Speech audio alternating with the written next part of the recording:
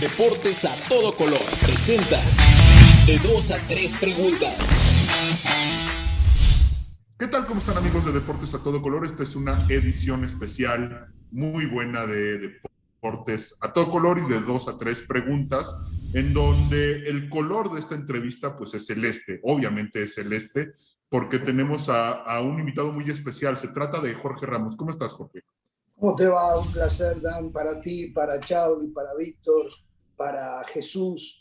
Aquí, contento de que me hayan invitado para platicar un rato, contarles mis experiencias, mis pensamientos, que no necesariamente son los correctos, pero son los míos. En fin, muchísimas gracias de verdad.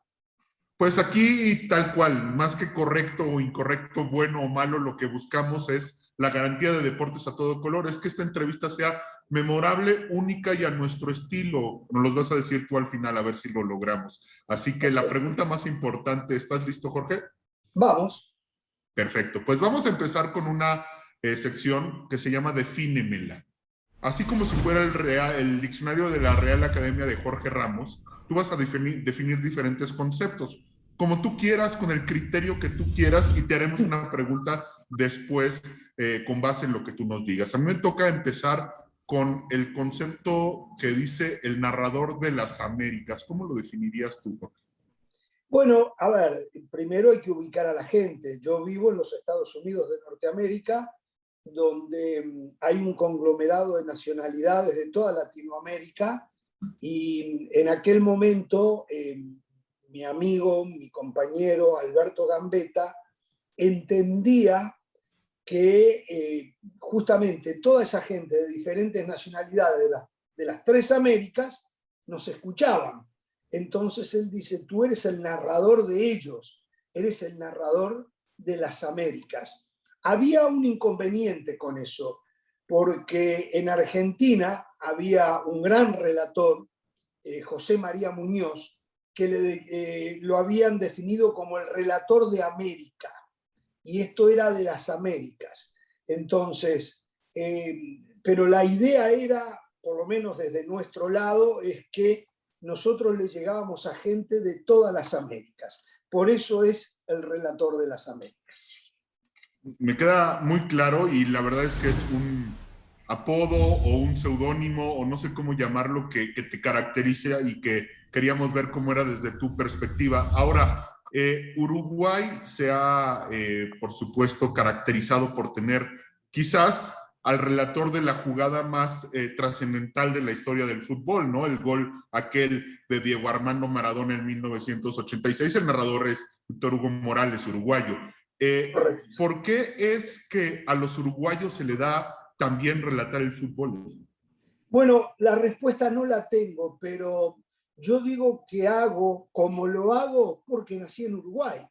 Ni mejor ni peor que en otros lugares, pero lo hago como lo hago porque nací en Uruguay, tierra de grandes relatores de fútbol. Víctor Hugo Morales, uno de los dos más grandes.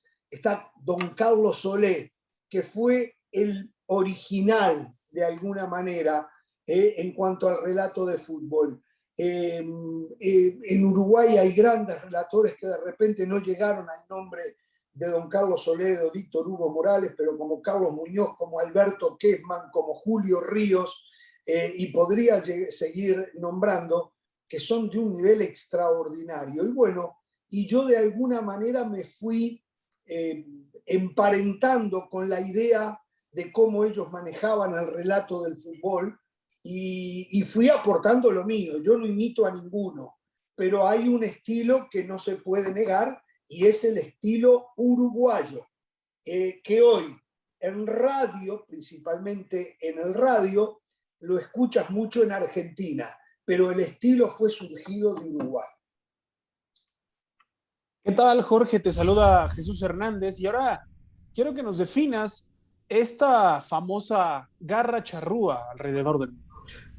A ver, yo no tengo una definición para ella, la verdad no la sé, es un tema que no tiene explicación, esto no tiene explicación, porque esto lo he hablado yo, por ejemplo, con el maestro Oscar Washington Tavares, y él dice que él no la tiene clara tampoco. hay una conjunción de cosas que llevan a esto de la garra charrúa.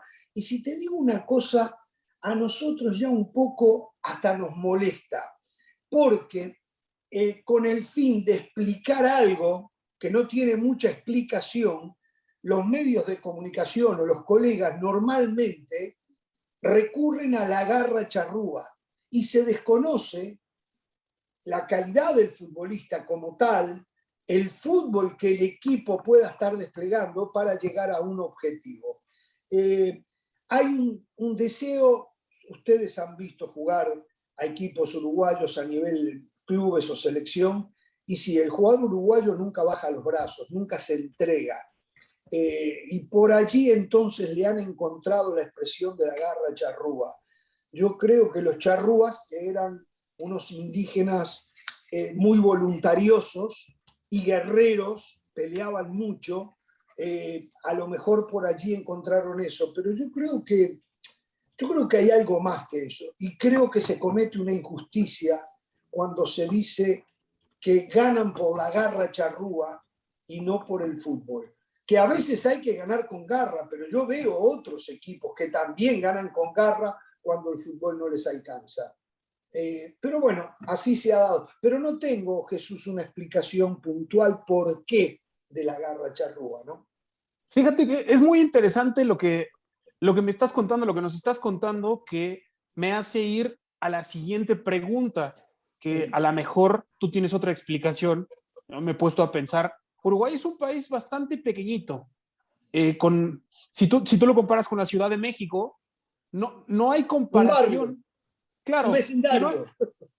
Y no hay comparación de lo que ha conseguido Uruguay en el fútbol, por ejemplo, a lo que ha conseguido México. ¿Por qué crees que a ese nivel de población, a ese nivel poblacional, ha habido tantos casos de éxito a lo largo de la historia en el fútbol en Uruguay? A ver, ahí te voy a hacer un poco un entrevero de cosas para poderte explicar esto. Lo primero que tenemos que entender que el fútbol en Uruguay es una forma de vida. Todo lo que pasa en la sociedad, cuando lo discutimos, que no tiene nada que ver con el fútbol, pero cuando discutimos un tema social, un tema político, la referencia siempre es el fútbol. Es como una manera donde todos nos juntamos, más allá de nuestras diferencias religiosas, diferencias políticas, pero todo coincide y llegamos a un punto que es el fútbol como la muestra de lo que se tiene que hacer. En Uruguay hay, en estos momentos, hay menos de 3,5 millones de habitantes en todo el país. Uruguay tiene un sistema de fútbol para el niño que hace que nadie absolutamente que tenga condiciones para patear un balón se escape de la observación de la Asociación Uruguaya de Fútbol. Es un sistema como de embudo, donde se van filtrando, y los mejores van llegando a poder ofrecer en un club sus condiciones. No significa que después lleguen a un nivel alto, porque son muy pocos los que en realidad llegan en cualquier parte del mundo. Entonces, ese sistema que nosotros le llamamos baby fútbol, que sería baby fútbol, que es que juegan 7 contra 7, comenzando a la edad de 5 años y con arcos pequeños, es lo que va formando al futbolista uruguayo. Eso por un lado. Por otro lado, es tanta la pasión que hay por el fútbol en Uruguay que los niños, a no ser de un sector elitista, no juegan otro deporte. En Uruguay no se juega béisbol, en Uruguay no se juega fútbol americano. En Uruguay se juega fútbol, baloncesto, si físicamente el niño tiene una posibilidad de jugar baloncesto, se juega, y un poquito de tenis. Y de vez en cuando sale un boxeador, pero muy de vez en cuando. No sé cuánto hace ya que no aparece uno. O sea, el tema del fútbol está muy arraigado, muy compenetrado con el estilo de vida que tenemos los uruguayos. Y entonces por ahí, y se le enseña de chicos a ganar. Y yo no sé si eso está bien o está mal, porque a veces pienso que se les exige mucho a los niños y no se los deja disfrutar. Pero de chicos ya los padres corren, meten, no, y entonces todo eso de alguna manera les va formando el espíritu combativo y ganador que tiene normalmente el futbolista uruguayo, ¿no? Bien, Jorge, qué gusto platicar contigo y qué interesante esta lección que nos das de cómo se ve el fútbol desde, bueno, desde allá, desde Uruguay. Y Me bueno, deja siguiendo decirte con otra cosa, Chauli. Permíteme adelante. una cosa más. Algo que no pasa en Uruguay, y yo muchas veces he escuchado a radioescuchas, televidentes, yo antes hacía un programa que tenía contacto a diario hablando con la gente, que pasa en México, en Centroamérica dicen que pasa. En Uruguay el niño que juega bien al fútbol va a tener su oportunidad. Eso a mí me dicen, no lo puedo probar, ustedes sabrán más que yo, que en México muchas veces, si no se tiene una buena palanca, por más bien que se juegue, no se llega. Si eso se concreta en realidad, bueno, eso es uno de los grandes problemas que tiene el fútbol mexicano. Entonces, en Uruguay eso no pasa, porque la única manera que inclusive tienen de sobrevivir las instituciones, los equipos, es a través de la venta de esos posibles futuros jugadores que haya. Entonces no se pueden dar el lujo de desecharlos, ¿no? Entonces, para complementar lo que te había dicho, Jesús. Ya, y bueno, continuando con esta sección del Defínemela, Jorge, defínenos tu programa. Jorge Ramos y su banda. ¿Cómo define Jorge Ramos su programa? Es un programa, a ver, de a poco ha ido mutando el programa, de a poco ha ido mutando.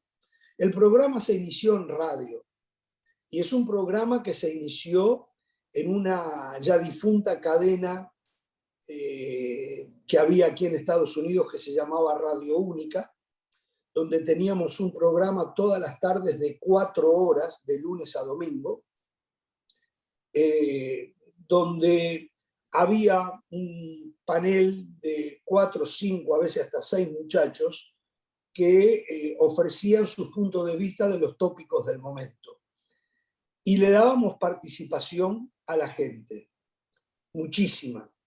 Y nos enfrascábamos en grandes discusiones entre nosotros y también con la gente. Y a la vez le poníamos mucho periodismo y le poníamos mucha noticia y todo. Esto gustó mucho acá, que terminamos en televisión con ese programa en la cadena Fox. Desaparece Radio Única, ESPN, que iba a abrir una cadena radial en Estados Unidos,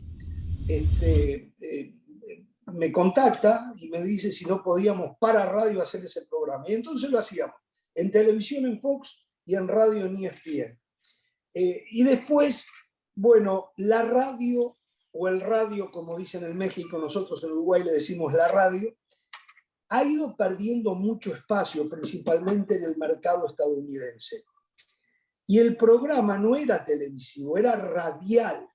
Ese fue el origen del mismo. Hoy el programa ha cambiado muchísimo. El programa ya no está en radio, ya no existe ESPN Deportes Radio, cerraron la radio, la cadena, porque hoy la gente cada vez escucha menos radio. Con la tecnología, los teléfonos celulares, los muchachos hoy prefieren sintonizar todo rápido, corto, conciso, y bueno, y es el nuevo mundo en el que vivimos, ¿no?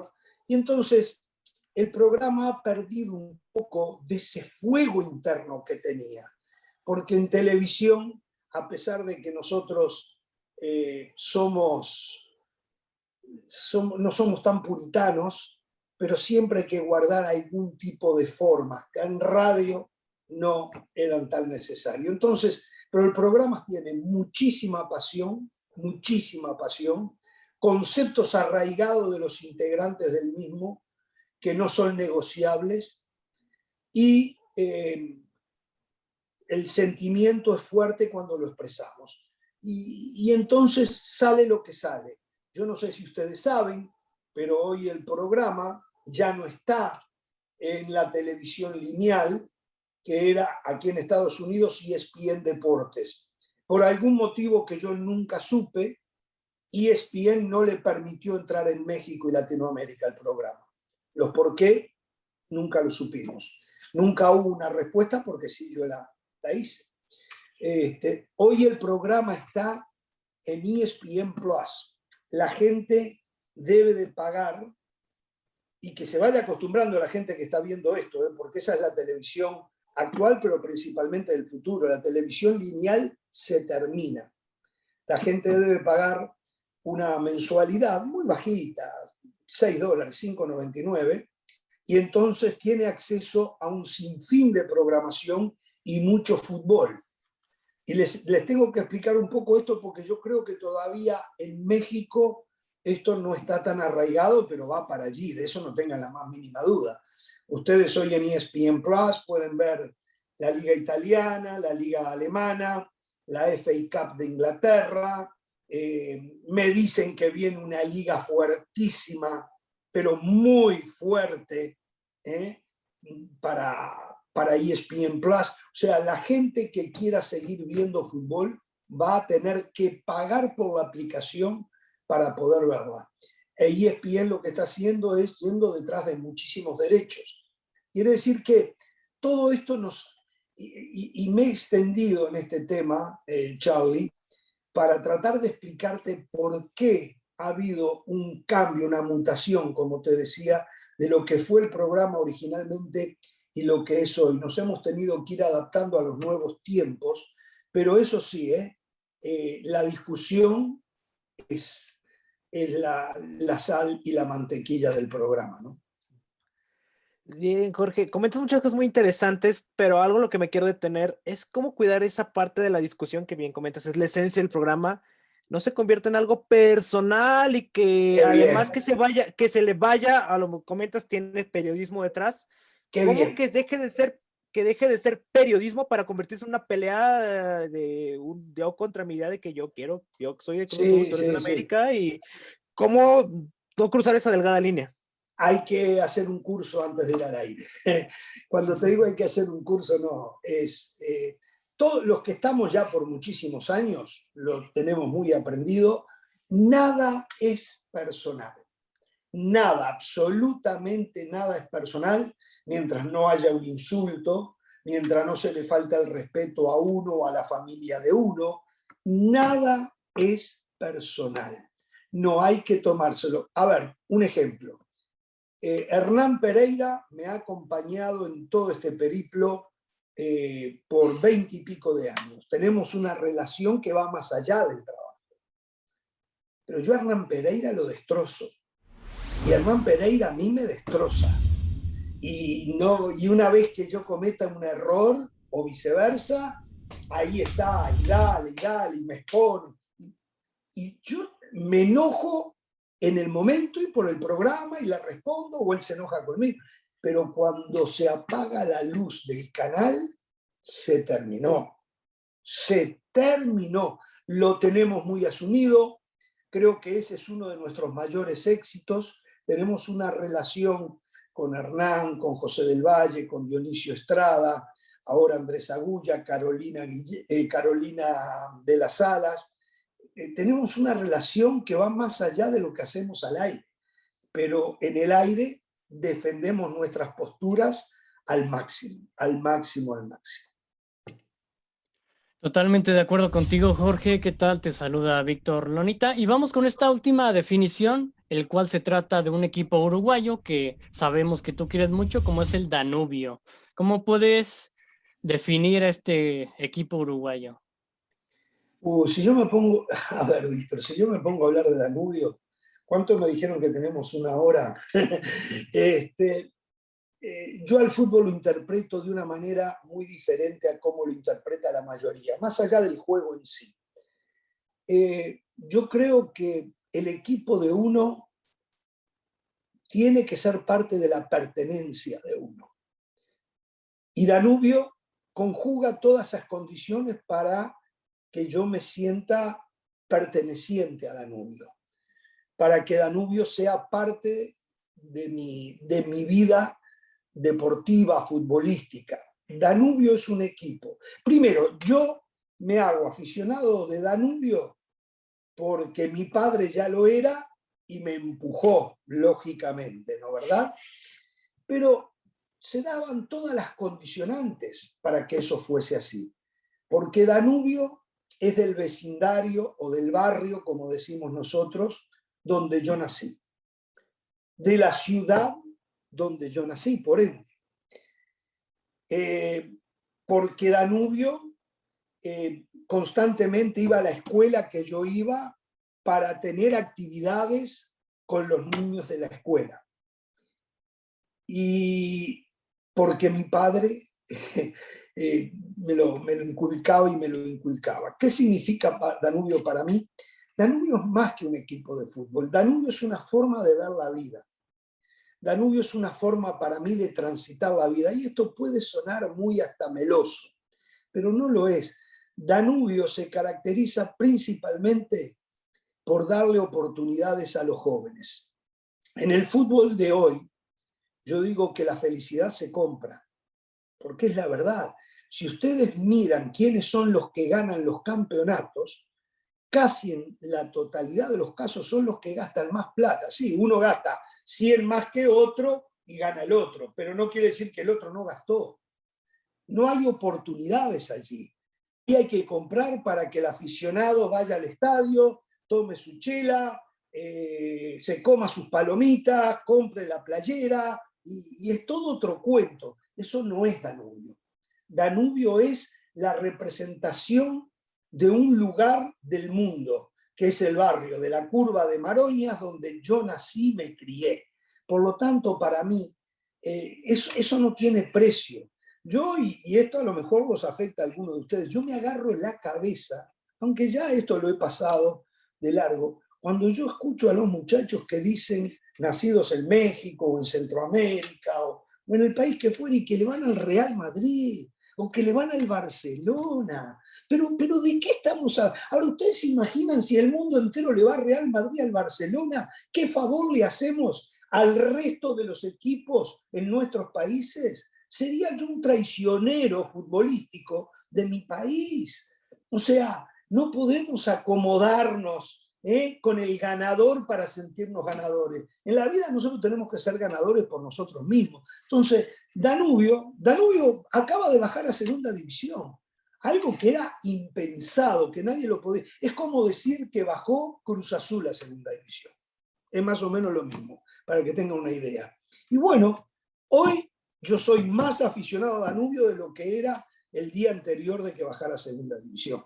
O sea, Danubio es parte de mi formación como hombre, como periodista, porque yo entiendo el fútbol desde las raíces y no desde la lujuria del dinero que te da títulos. Danubio, hasta en lo que hago, ha tenido una incidencia tremenda. Como siempre dicen, en las buenas y en las malas hay que estar para el equipo. Y bueno, hay algo que es bastante claro, es que fuera de Uruguay, las referencias que se tienen sobre el fútbol uruguayo son Peñarol y Nacional, Claro. los cuales tienen una rivalidad tremenda, pero también Danubio tiene una fuerte rivalidad con el Defensor Sporting, que quiero que me cuentes eso, ya que es una rivalidad que se vive inclusive desde la etapa formativa. Mira, bueno, te has preocupado de enterarte de las cosas. Primero, no sé si estás enterado, pero descendieron Danubio y Defensor Sporting. Después de Peñarol y Nacional, Danubio y Defensor Sporting son los equipos de mayor tradición, ¿ok? Descendieron los dos se fueron a segunda división. La segunda división de Uruguay va a estar apasionante, va a estar mejor que la primera división. ¿Por qué? Porque Nacional y Peñarol se gastan lo que no tienen para ganar los campeonatos locales, porque afuera ya no le ganan a nadie, porque económicamente no pueden competir con Argentina, con Brasil, con Ecuador, ni siquiera con Perú. Entonces, la segunda división va a estar apasionante de verdad. Esa rivalidad Danubio-Defensor yo no la viví tanto como las nuevas generaciones. Y es muy bien lo que dices tú. Esto está directamente, Víctor, relacionado a lo que ustedes llaman fuerzas básicas, para nosotros formativas o juveniles. Allí hay una rivalidad enorme, pero enorme de verdad, entre y se ganan, bueno, ahora ya no tanto tampoco, ahí también estamos mal, pero hasta hace 4 o 5 años Danubio y Defensor se ganaban todos los campeonatos de las diferentes categorías que se jugaban en el fútbol uruguayo. Ahí ni picaban Peñarol y Nacional. Por eso Danubio ha sacado a tan grandes jugadores y Defensor también. Y hay una gran rivalidad que se inicia con los juveniles, con los jovencitos, con los de 14, 15 años. Pero son dos instituciones que tienen una misma idea, es darle posibilidades a los niños, a los juveniles, a que lleguen a cumplir un sueño de ser futbolista profesional y con ello también solucionar muchos problemas familiares, ¿no? Porque la verdad, y esto no me gusta, pero muchos padres apuestan a que los hijos los terminen salvando económicamente, ¿no? Con el fútbol. Mira, el Danubio es grande por 2 razones principales. Primera, porque tiene Dan en su nombre, eso me queda muy claro. Entonces, ¿porque tienen qué, perdón? Danubio. Dan, Así que, Dan, como tú, sí, claro. sí. Y la segunda es que los 2 uruguayos que hemos entrevistado en este canal salieron o tienen mucho que ver con este club, porque Richard Núñez fue debutado en Danubio, así que hay mucha conexión entre deportes a todo color y Danubio. Mira lo de Richard Núñez. Richard Núñez es el claro ejemplo del futbolista en Uruguay. Pero Richard Núñez se da el tema. Yo soy fundador de un equipo de baby fútbol que se llama Huracán Villegas. Fundador yo, fundador con 8 o 9 muchachos más y los papás de alguno de ellos, yo tenía 7, 8 años, lo fundamos al equipo. ¿Ok? Bueno, con los años pasaron, Richard Núñez se hizo en ese equipo. Y entonces, la playera del Huracán Villegas, la de Danubio es blanca con una franja negra. La playera del Huracán Villegas es negra con una franja blanca. Y entonces, todos esos muchachos que muestran buenas condiciones en Huracán Villegas terminan yendo para Danubio. Richard Núñez es uno de ellos, sin duda. Y fue una entrevista que disfrutamos mucho en aquella ocasión. Vamos a pasar a una nueva sección que se llama ¿Qué te inspira? Ahí queremos que en una idea concreta veas estas fotos que te las vamos a describir, pero que tú conoces muy bien, y que te digan qué sentimientos te evocan en pocas palabras, Jorge. Vamos a pasar con la primera y es muy sencillo y tiene que ver con muchísimas cosas. Ahí vemos a Giorgio Chiellini y a Luis Suárez en el Mundial, ¿no? de Brasil. La famosa mordida de Luis Suárez. ¿Qué te evocan estas imágenes? Me evocan la muestra de un deseo ilimitado para ganar de cualquier manera que lo lleva a cometer un error en 3 oportunidades diferentes. Me evoca que todo tiene que tener su límite y que no se puede ganar a cualquier precio y llevarse las cosas por delante. A Luis Suárez le estoy agradecido de por vida, de toda la felicidad que me dio, pero se ha equivocado. Necesitaba regular su temperamento, algo que parece que ya lo consiguió, pero esa marca no se la va a sacar más nadie. Me evoca pena por él, porque si hay alguien que salió desde lo más bajo y llegó a donde llegó con un esfuerzo enorme, y cuando muchos lo tiraban hacia atrás porque no le veían condiciones, es una injusticia que le haya pasado esto. Me evoca lástima, mucha lástima, porque el Suárez persona no se lo merecía.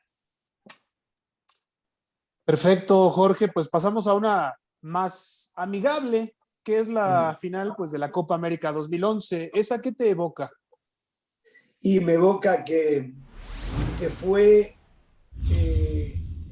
mi relato del único campeonato que pude relatar como campeón a Uruguay.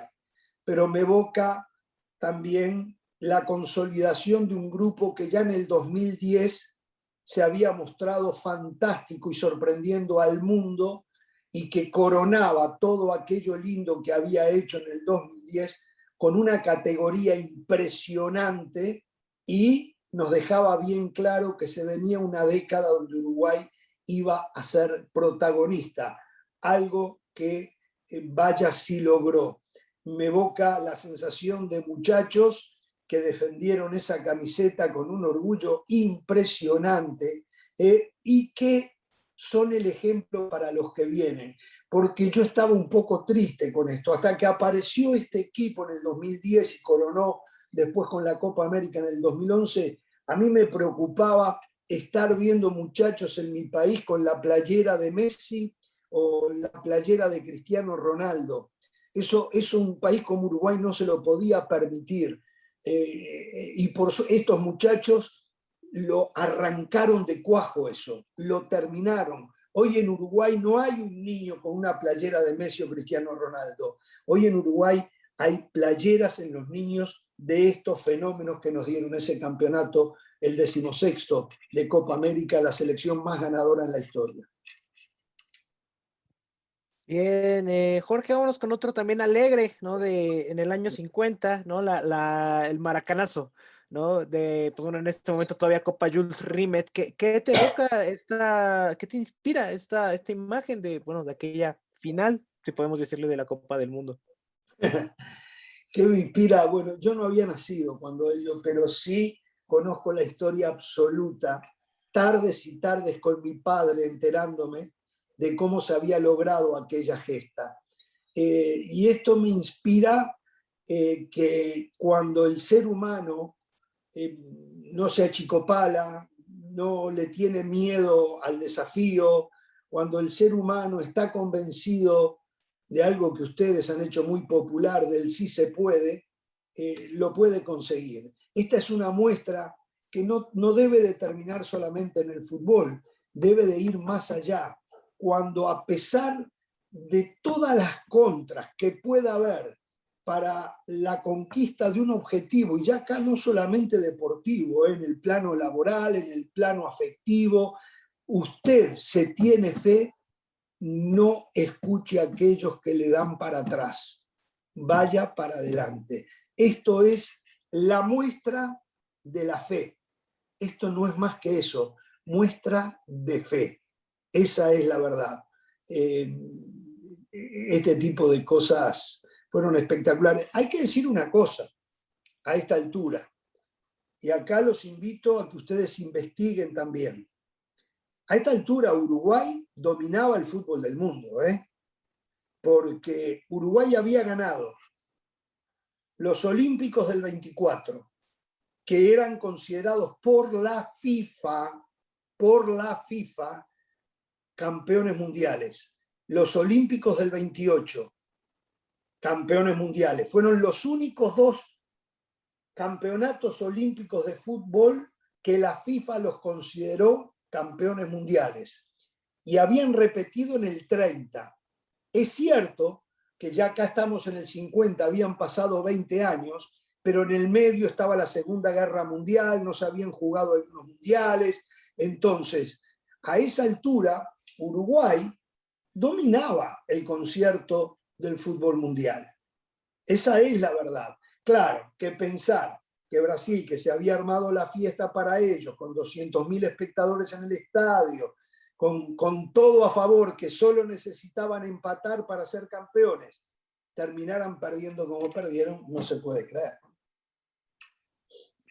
Muy bien, Jorge, vamos ahora con esta última imagen de tal vez uno de los partidos más emocionantes en la historia de la Copa del Mundo, aquella mano de Luis Suárez contra Ghana en los cuartos de final y luego el penal a lo Panenka de Sebastián Abreu. Cuéntanos, ¿qué te inspira ver esta imagen? Bueno, yo estaba ahí.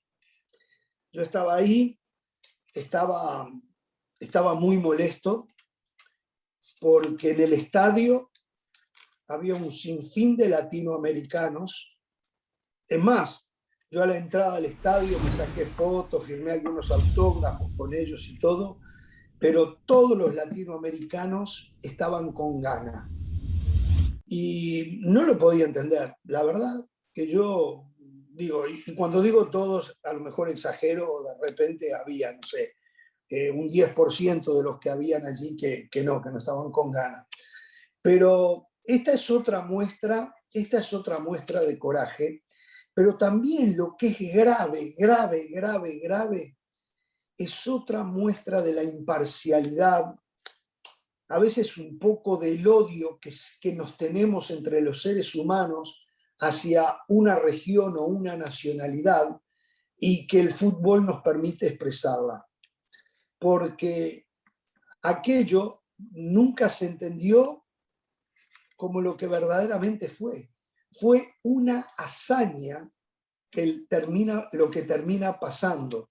Se estaba cometiendo una injusticia, y yo invito de nuevo a todos aquellos que tengan los videos a que los busquen, porque antes de la mano de Luis Suárez habían cobrado una falta inexistente, pero no inexistente que uno podía decir, no, sí, lo tocó abajo, lo tocó en la rodilla. No, no, no. Había 1 metro de diferencia entre el jugador de Ghana y Jorge Fuchile, el jugador de Uruguay. 1 metro, no se tocaron, no se rozaron, no hubo nada, se cayó solo, no sé qué le pasó al jugador de Ghana. Marcan tiro libre. Y de ese tiro libre hay 2 jugadores ganeses en posición adelantada clarísima. Y la pelota que rebota, que va y viene, y Suárez que se inmola, porque se inmoló él, eso nos costó no contar con él en el partido frente a Holanda en semifinales, y hace la tapada esa en ese deseo de ganar. Para mí es otro ejemplo de lucha ante la adversidad. Y lo del Loco Abreu picándola, eso sí se lo dije a él. Loco, te quiero mucho, pero si lo errabas, todavía te estaría insultando en colores. Él se reía. Pero hay que tener una personalidad, hay que tener unas agallas para hacer lo que él hizo. La verdad, hay que estar loco, hay que estar loco. Algo de locura, algún cable suelto, el Seba Abreu debe de tener en la cabeza. Y bueno, por eso tiene su apodo, ¿no? El Loco Abreu. Claro. Y la realidad es que era un mundial en donde era el único equipo africano sobreviviente, entonces era el equipo Claro. de la región africana y más del África negra, ¿no? Entonces, también eso que pasó con Corea en 2002 y que pasó en otro tipo de mundiales, pues tenía ese favoritismo. Al final de cuentas, Uruguay, a pesar de eso, ha dado muchas demostraciones durante su historia que puede contra ese entorno, y aquí vivimos 2 de ellas, ¿no? Que sí, al final de cuentas le dieron a Uruguay pues la grandeza que tiene a nivel futbolístico en su historia. Vamos a pasar a otra sección. Una cosa así, Dan, que creo que en el 2010 bien se pudo dar. Los otros días escuchaba a Lugano decir que en el 2014, si no hubiese pasado lo que pasó con Luis Suárez, Uruguay podía haber peleado el título mundial. Yo creo que en el 2010 Uruguay estaba para pelear el título mundial, porque aunque España era mejor que Uruguay, España le costaba una enormidad hacer un gol. Y a Uruguay costaba una enormidad hacerle un gol. El problema fue que en el partido frente a Holanda, el arbitraje fue paupérrimo. Tendrían a los 10 minutos, 12 minutos se tenían que haber quedado con un hombre menos, porque todo el mundo habla de la patada en el pecho que en la final le metió el holandés a De Jong ¿a quién fue? A Xabi Alonso. A Xabi Alonso. A Xabi Alonso. Okay. Ustedes miren el partido, el mismo partido previo al primer gol de Holanda, la patada en el pecho que otro de los volantes, ya no me acuerdo el nombre, le mete a Gargano pero una patada criminal de tarjeta roja. Jaitinga, si no estoy mal. Jaitinga, puede ser. La pelota deriva para el lateral izquierdo de esa misma jugada, y el lateral izquierdo en su vida vuelve a hacer un gol de eso. Patricio la clavó en un ángulo.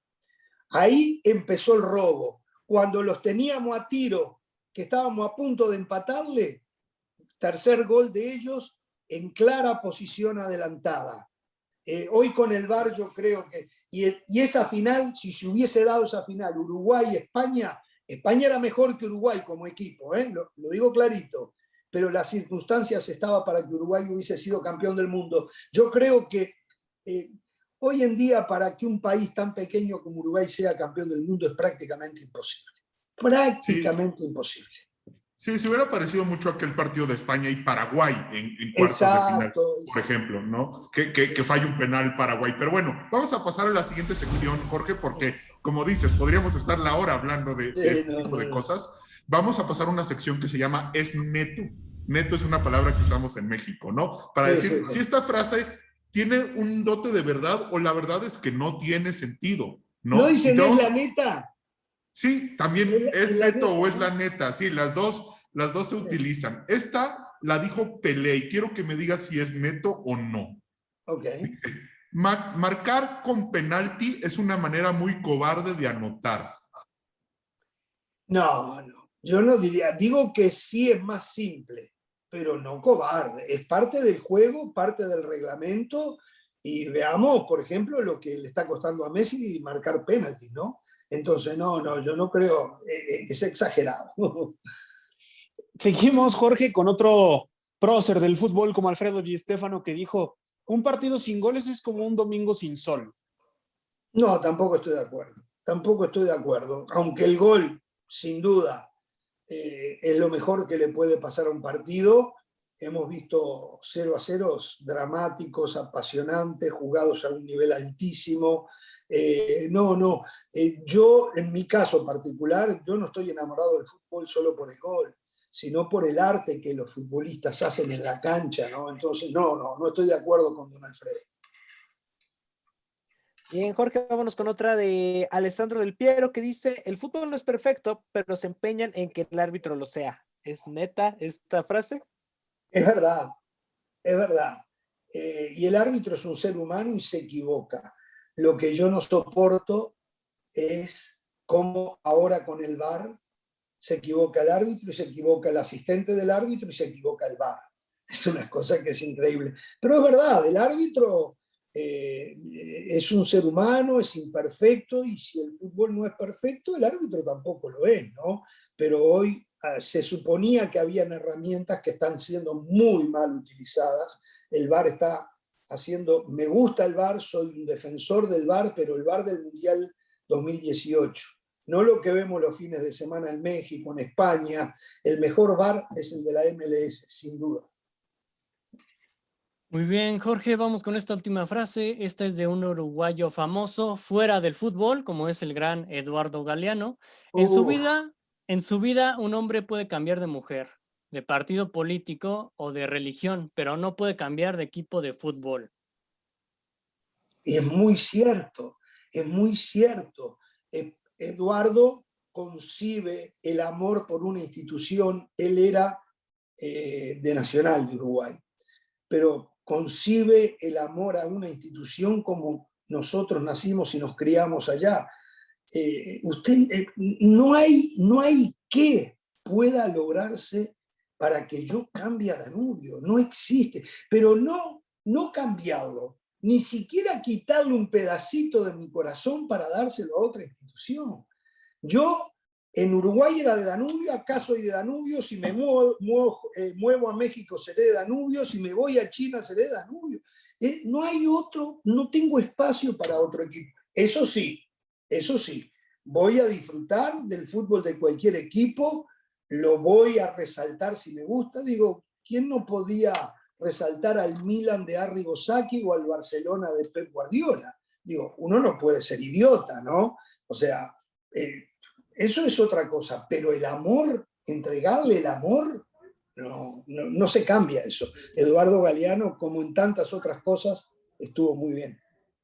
Perfecto, pues mira. Por cierto, se los recomiendo, libro de cabecera, El fútbol a sol y sombra. Es espectacular. Anotado para siempre tenerlo de referencia para nosotros y para todos los que están escuchando esta entrevista, Jorge. Vamos a pasar a una sección, nos gusta mucho, ¿no? Vamos a acabar esta entrevista, se llama el Coffee Break. ¿A ti te gusta el café? Sí, claro.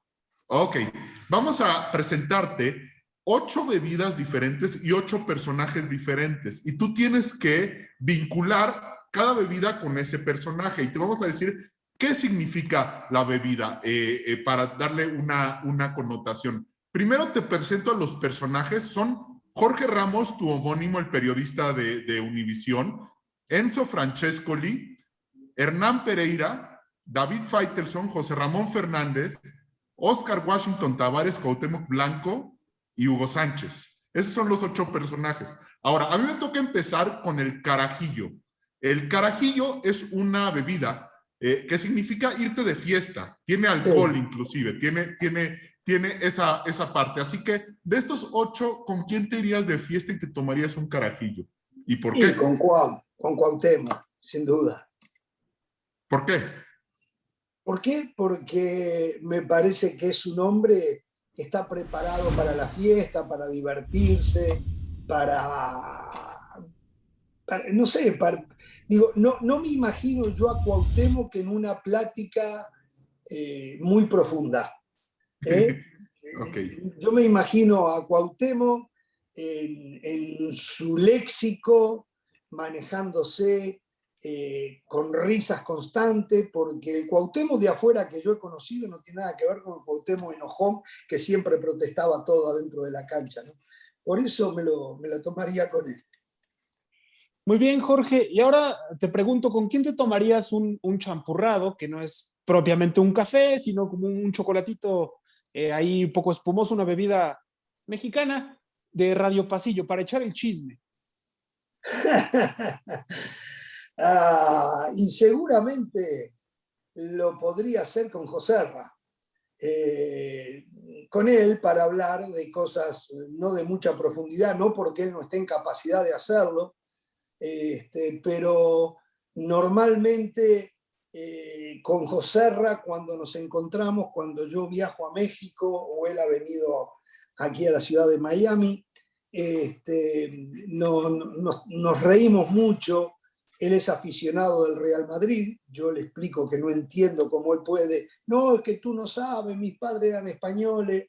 A mí esa no me entra igual. Yo le digo que el Real Madrid no es verdad, que ganó 14 copas o 13 copas de Europa, Champions, que es todo un armado que hay que estudiar y que hay que investigar, pero están mintiendo absolutamente. Él se enoja conmigo, pero nos reímos, no nos lo tomamos así en serio. O sea, con él me tomaría el champurrado. Bien, Jorge, ahora sigue un café expreso, que es un café que es una fuerte y rápido, ¿no? Esa conversación es de que a lo que vamos, ¿con quién de estos personajes te tomarías ese café?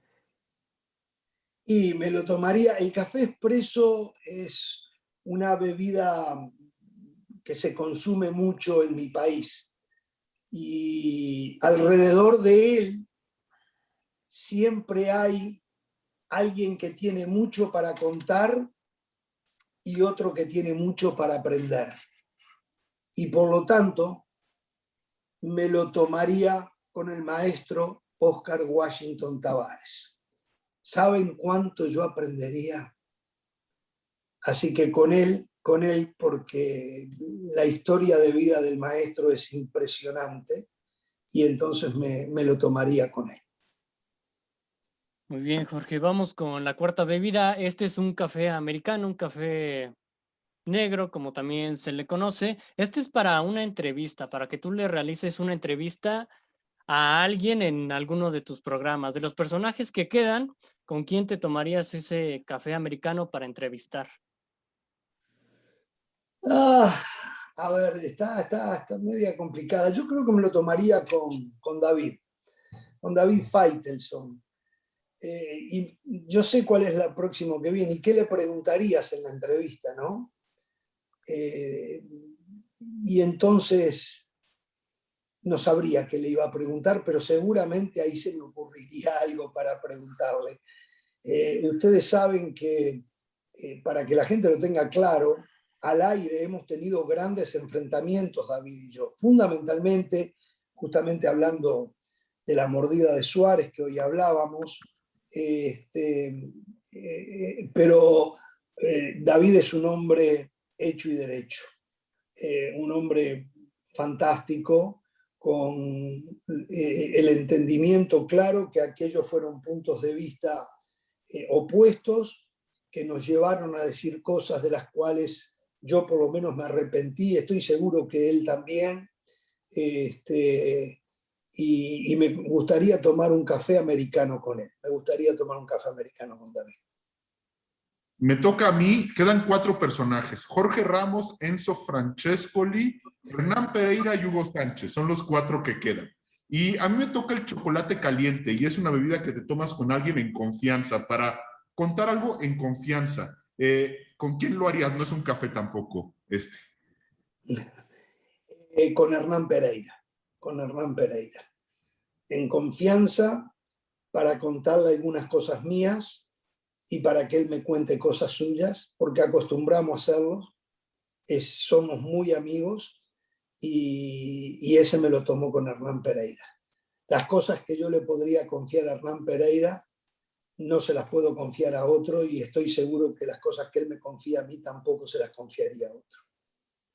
Yo pensé, Jorge, honestamente, que ese iba a ser para este café, el café de olla, uno que te tomas con tus amigos, con tus cuates, como se le llama en México, pero pues ya te queda pues, tu homónimo Jorge Ramos, Enzo Francescoli o Hugo Sánchez. El café de olla me lo tomaría con Hugo. Con Hugo hemos tenido, ustedes no se imaginan, jornadas súper largas, noches súper largas. Hemos desarrollado una relación muy linda, no solo con Hugo, con su esposa Isabel y mi esposa María. Hemos matado muchas noches por ahí en el mundo, compartiendo comidas, buenos vasos de vinos, hablando y arreglando al mundo, y es realmente un placer, y es de otro que se puede aprender mucho también. Otro ganador innato que ha sido criticado y seguirá siendo criticado, pero cuando él se tiene fe en él, a él no le importa, y me parece fantástico. Así que no, con Hugo me tomaría un café de olla, o varios cafés de olla seguramente. Jorge, quedan 2. Este es un latte que es para hacer negocios. ¿Con quién te tomarías, ya sea con Enzo Francescoli o con tu homónimo Jorge Ramos? La verdad que no cabe con ninguno de los dos. La verdad que no cabe con ninguno de los dos. Digo, Jorge, no cabe tomar algo para hacer negocio, un latte. Yo creo que no. Un latte va a tener que ser también para compartir buenos ratos. Con Jorge tenemos una muy linda relación también. No hace mucho me invitó a su programa.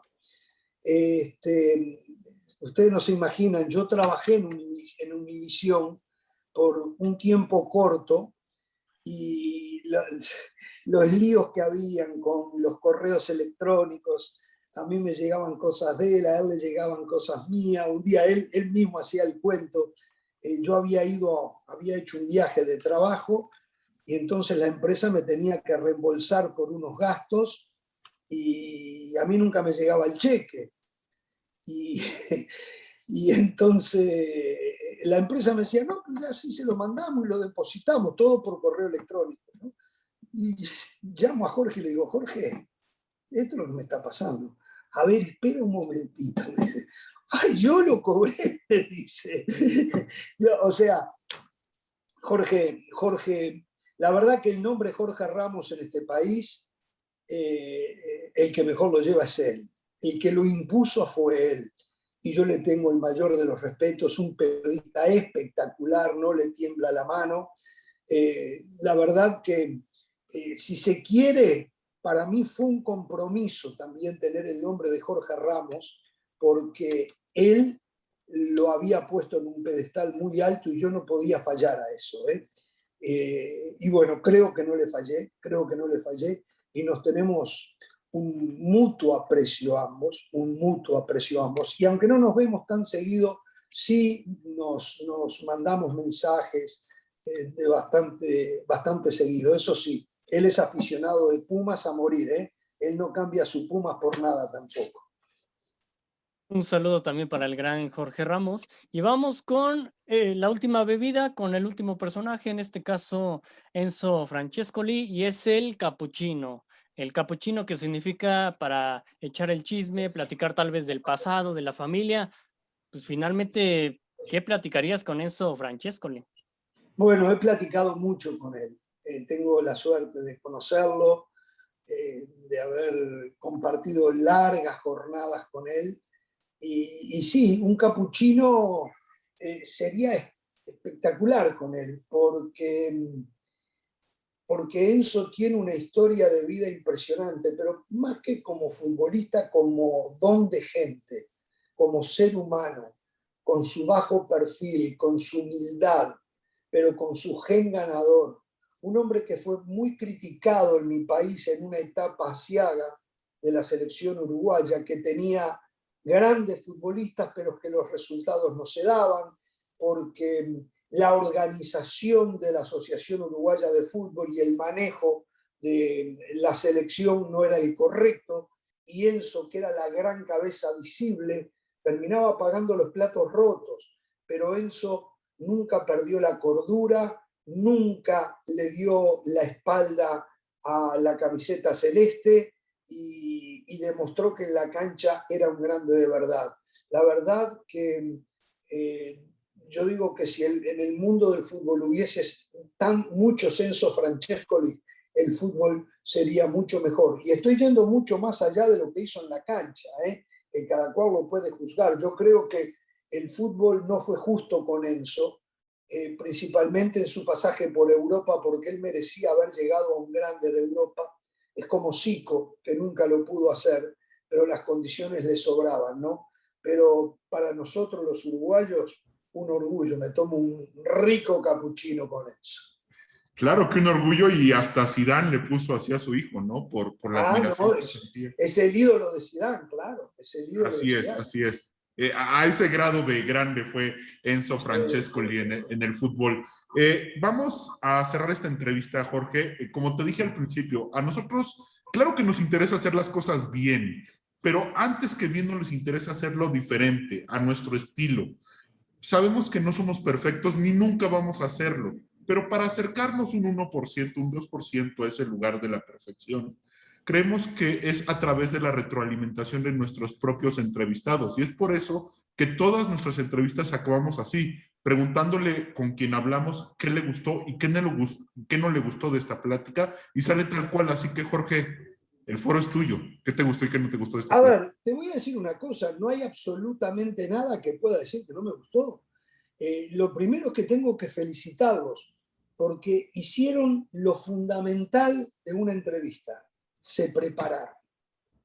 Y eso, a partir de allí, yo me sentí muy cómodo, a partir de allí me di cuenta que ustedes tienen claro el camino para seguir, y eso es fundamental. En nuestra profesión, y lo veo muy a menudo, es muy fácil ver a alguno que lo que quiere es estar frente a una cámara o a un micrófono para hacerse popular, pero no hace lo más mínimo para que cuando esté frente a la cámara o al micrófono del radio, los conceptos que está vertiendo tengan el conocimiento suficiente. Y ustedes se prepararon absolutamente, lo dividieron en segmentos, lo hicieron entretenido, buscando reacciones de parte del entrevistado, en este caso mi persona. O sea, todo lo que ustedes me preguntaron lo hicieron desde el estudio previo que hicieron de las entrevistas. O sea, se prepararon, muchachos. Y en la vida, para triunfar, hay que prepararse. Las cosas no llegan del cielo caídas. Las cosas llegan para aquellos que dan el paso extra y se preparan. Yo vine a este país y no tenía, hablar del fútbol mexicano en Uruguay era exótico cuando yo llegué a Estados Unidos.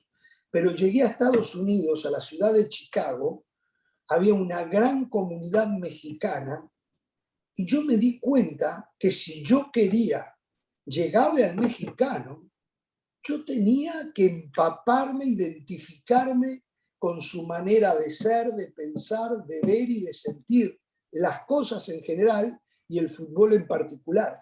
Y me preparé en esa dirección. Y a pesar que hoy tengo 45 años de profesión, todas las tardes cuando yo vengo al programa, yo vengo preparado. El programa mío comienza a las 4 de la tarde, hora de la ciudad de Miami, donde yo resido. Yo a las 9 de la mañana me estoy preparando para después hacer 3 horas de programa. Yo sé de programas que son los productores los que saben mucho más que los presentadores y entonces les hablan por el oído para decirles lo que tienen que decir. Eso es una cosa. Nunca se lo permitan que se lo hagan a ustedes. El día que le hagan eso a ustedes, dedíquense a otra cosa. Los felicito de verdad porque ustedes vinieron preparados para hacer la entrevista. Negativo, no veo absolutamente nada. No lo existió, no lo vi. Gracias por esos conceptos. Queremos que sepas que aquí en Deportes a Todo Color, Jorge, tienes tu casa y toda la gente que tú quieras invitar a este proyecto también tiene su casa aquí en Deportes a Todo Color para ser entrevistado. Así que, de verdad, muchísimas gracias y esperamos que sea la primera de muchas. Hasta luego, Jorge. Un abrazo y muchas gracias por la oportunidad. A nombre de Jesús Hernández, de Charlie Ulloa y de Víctor Lona, esto ha sido otra edición de 2 a 3 preguntas en Deportes a Todo Color. Síganos en nuestras redes sociales, Facebook, Twitter, Instagram y YouTube, porque este contenido es por ustedes, para ustedes, pero sin ustedes es imposible. Hasta la próxima.